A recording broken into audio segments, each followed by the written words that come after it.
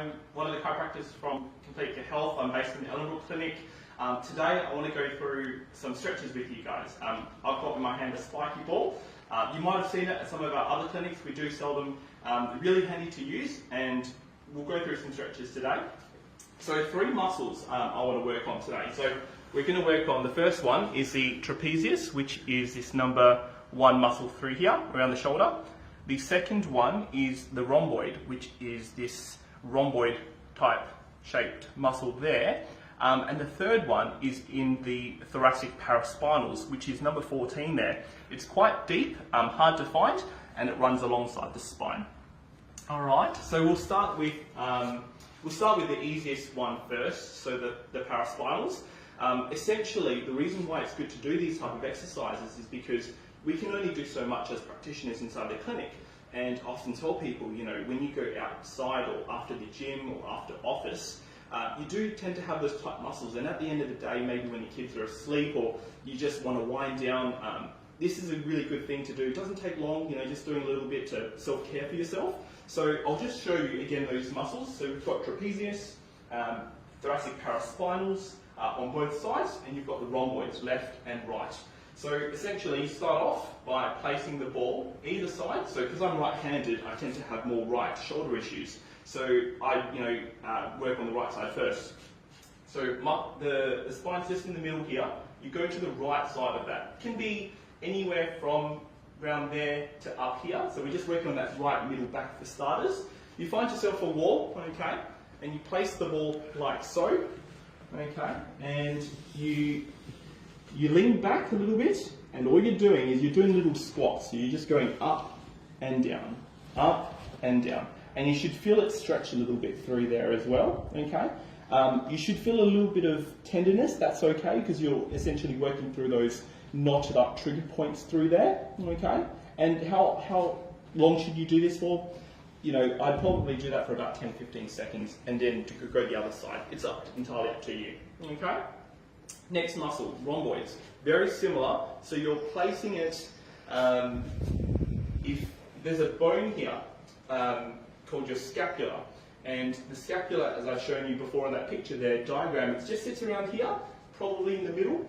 For females, that might sit just above the bra line perhaps as well.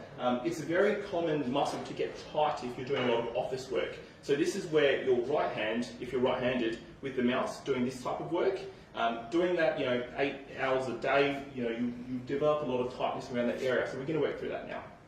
Similar to the paraspinals, but a little bit of a twist. So same position, okay? But this time, if you're on the right side, you place your right hand across to your left shoulder. So what that does is it brings the scapula out of the way, so you've just got more area to work through. And essentially same thing, you just go up and down, okay?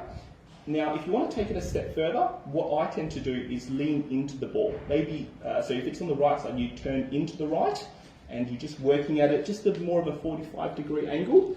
I have quite a few trigger points in here, so I can feel it pretty tender now, more than what the exercise before. And again, just enough to feel those tenderness, not killing yourself basically, just 10 to 15 as well. All right, all good? Now, last one. Last one's a little bit of a tricky one for those with knee problems, because I'll show you in a sec as well, because you need to lean out a little bit. This one's a little bit hard to work on, because you want the ball to go right here, and instead of going up and down, you're going left and right. Okay, so I'll just show you. So to start off, you place the ball probably in the upper portion of your mid-back, and you need to play around with this a little bit.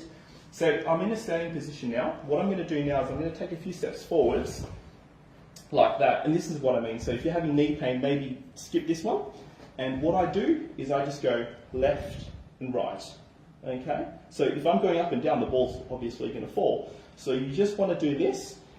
With your arm, you don't need to bring it across the other side. You can just kind of like do a genie pose, if you will, and you're just going left and right. And I don't have too many trigger points because I had a massage last week, but if you do have a lot of tightness through there, it's going to be quite tender.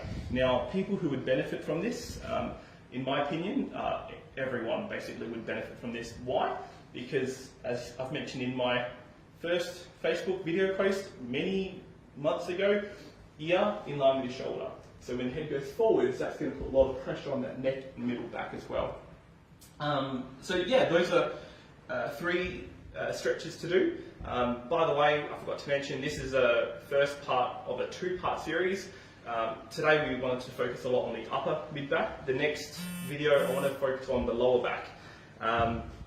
So if you guys found this video really helpful, you know, maybe buy one of the balls or start off with a tennis ball. It's a bit more gentler before working your way up.